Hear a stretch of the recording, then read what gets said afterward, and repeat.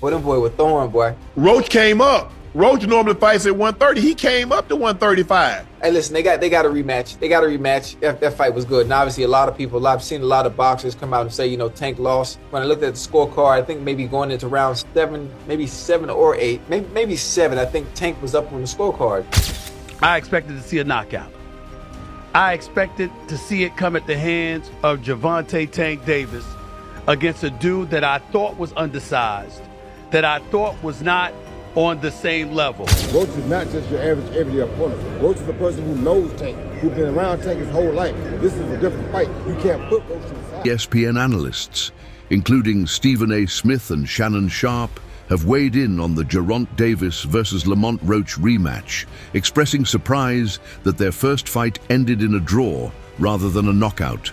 They believe the rematch will deliver a more decisive outcome, as both fighters are expected to make key adjustments to prove who truly deserves the victory. I expected to see a knockout. I expected to see it come at the hands of Gervonta Tank Davis against a dude that I thought was undersized, that I thought was not on the same level. And my God, was I wrong. So I thought it was apropos that on this particular day, more than a week after Lamont Roach showed up at the Barclays Center in Brooklyn, New York, and let everybody know, yo, I'm no joke either. Y'all don't know who the hell I am. I'm here to reintroduce him to the world. A guy that many believe should be the lightweight champion of the world in the sport of boxing. The one and only Lamont Roach joins me right now. Lamont Roach showcased an exceptional performance in the first fight, displaying sharp skills and a well-thought-out strategy. Although the bout ended in a draw, he proved he could compete at the highest level. In the rematch, Roach has the opportunity to refine his approach, emphasizing speed and precision to secure a decisive victory. By making key adjustments. Rematch, that next game, what do you do that you didn't do the first time? Is that a valid question? Well, I don't know if he pitched a shutout, but he definitely fought a perfect game. Perfect fight for him, for that fight, right? So above and beyond what we've ever seen from him, something that people who knew him and knew him personally knew that he has that in him, but being able to do it on the big stage underneath those lights, that's a whole different thing. He was able to do it. It was packed in there. It was 19,000. I was in the room. I mean, they were literally booing him when he was on the Megatron above the ring. So for him to walk into hostile territory, perform the way that he performed from beginning to end, I mean, I tip my hat. It was amazing. But in terms of pitching a shutout, I don't agree. It was a very, very close fight. No, but what I mean by it is the perfect fight. Can he elevate from that? Yeah. I absolutely understand. So in terms of can he elevate his performance? Yes and no. I don't think he can do anything that he was once he really found his rhythm better, because I think that was literally his catch and shoot, his rolling, his ability to catch those punches, his mindset when he did get touched, his ability to walk through. But I think he can be a little smarter in the way that he cuts off the quadrants of a 12-rounder. Understanding what a 12-rounder and how to fight a 12-rounder is a skill that takes time. You have to go 12 a bunch of times. You have to be world-class guys. Being able to be a little busier for early on to make sure that you understand that you are the B-side. You need to make sure these judges absolutely know without a doubt in their mind that you won that round. Being a little more aggressive early on, letting the hands go a little earlier, putting the exclamation on the points in the early rounds the way they did it the later rounds, I think will make a big difference in how he could actually improve on what he did the first time. And maintaining his composure, he can deliver a dominant performance. His ability to adapt and learn from the first fight will be crucial in proving his superiority and leaving no doubt about the outcome in this highly anticipated rematch. The team right back. I'm believing him. I didn't see him hurt or anything like that. I get that part. I saw him hurt when he got popped with a counter from Lamont Roach and he stumbled backwards because he got hit with a shot while throwing a punch in an earlier round. So I'm certainly not going to do that. Here's the important point to mention. All of us got to stand down and give Lamont Roach an apology. I thought that brother was going to get beat down because I saw a dude that was a bantamweight champion. I said, why are you moving up to fight this guy? Why is Gervonta Davis taking this fight? This guy's too small. What the hell is going on? He was a featherweight champion. You're a lightweight. What the hell is going on? Why would you take that fight? I didn't understand it. What I didn't know is that once Lamont Roach stepped into the ring, he would be the bigger fighter. What I didn't know is that once he was in the ring and he looked like the bigger fighter, he fought like the bigger fighter because, ladies and gentlemen, from opening bell, he walked right to Gervonta Davis. Walked right to him and stayed in his face all night long. If he backed up at all, ladies and gentlemen, it was 5%. A. Smith admitted he was wrong about Lamont Roach, stating that everyone owes him an apology. Initially, he believed Roach was too small to compete against Gervonta Davis, but was stunned to see Roach not only hold his ground, but also appear to be the bigger, stronger fighter. Roach remained aggressive throughout the fight, absorbing Davis's best shots and responding with powerful counters, proving his toughness and skill. That fight with Tank and Lamont Roach shows y'all how protected Tank has been for the past several years. And the people saying, oh, Tank know Lamont and he disrespected Lamont because they fought in the amateurs. Man, he was cherry picking Lamont, you know, and really thought he was gonna get that win. But Lamont wasn't coming to play around. You know, he stood his ground and fought back. And to be honest, he won the fight. The rematch is gonna be a knockout.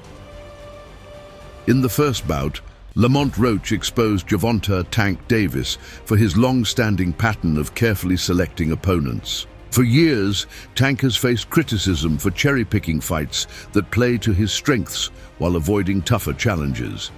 However, this time, his strategy backfired. Roach came fully prepared, proving he was no easy opponent, and that Tank's usual approach wouldn't be effective against a well-disciplined and strategic fighter. I mean, both saying, like, you know, that's something that y'all would do. Yeah. You sparred Lamont before, right? For sure, yeah. Actually, he was the one who got me ready for Oscar Valdez. Oh, Lamont Roach did? Lamont Roach was the guy who really got me ready for that fight. What was the work like? It was good work. It was good work. You know, honestly, that was one of the reasons why I bet tonight. Because I knew what I was in the ring with. Like, I knew that he wasn't no pushover, he wasn't no slouch. And when I seen that, I said, okay, when he fight Tank, I know that it's going to be the fight that I assumed it to be honest. Hold on, because you was saying that, I ain't gonna lie, you was on Twitter been saying, like, you feel like, I don't know, if you didn't say Lamont was going to win, but you just kept making it like, you know what I'm saying? I don't even know what you were saying, but you kept alluding to Lamont was going to do something. So, like, you saying you seen this, the way the fight played out based on how your sparring session went? I'm not going to say how the sparring session went just because of the fact that I'm a different fighter than what Tank is. Yeah. And it's like sparring and fighting two different things. But I knew what I was up against when I was sparring him. Like, I knew the skill level. And I also, like, I watch boxing, so I'll go back and watch.